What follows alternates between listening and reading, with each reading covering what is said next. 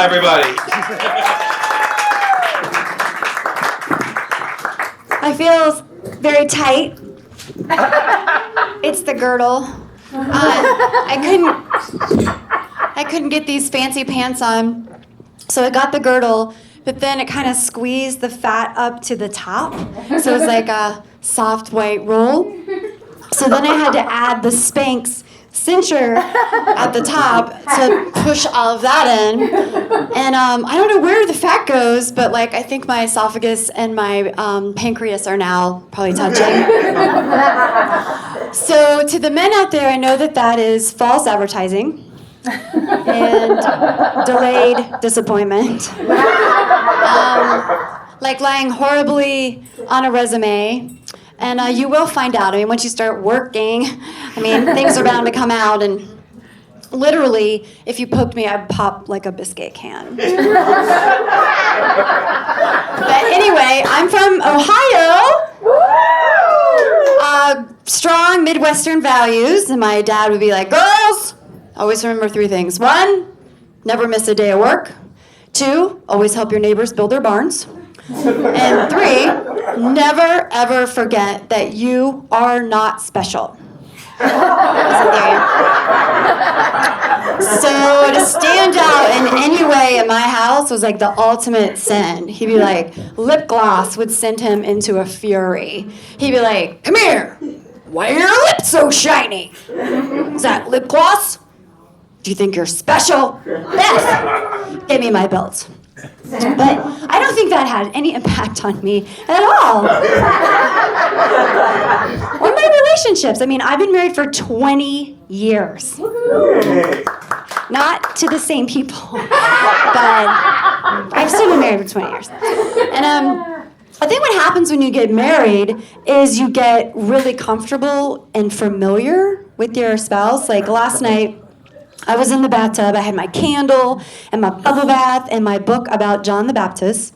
And my husband comes rushing in, and he's talking about tax, something about bonds, tax and bonds. And then he goes, Amy, tax-free bonds aren't really tax-free. And so I look up, and he's totally scrubbing his junk while making like complete eye contact with me having this conversation. And so my face, I'm like, and he goes, I know, we're gonna have to rethink our portfolio.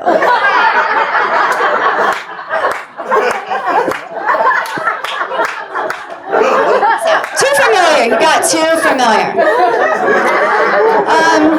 Remember like your first loves before you're concerned with like your mortgage or your balance on your Starbucks app? And it was all like making out and mixtapes. I miss those days. But the hardest part of marriage, above anything else, are the children. Children are the hardest. So we have 4 teenagers, and I know, it's too many. And one of them, we detected that she was doing drugs. And unlike us, she was not doing them for medicinal purposes. So I bought the drug test, and I'm like, look, this will detect any drugs that you have done within the last 30 days. So tell me when I can give you this test. And she goes, 31 days. So marriage is really, really hard to get out of. It's easy to get into, hard to get out of. A lot of paperwork. But we'll never get divorced because we have that whoever files has to take all the kids agreement. So we're staying married. My parents are divorced, and my dad is now 77. And his only social activity is going to funerals. So he goes to so many funerals that he now ranks them on the quality of the caskets and the casseroles. So he's like the Yelp of funerals.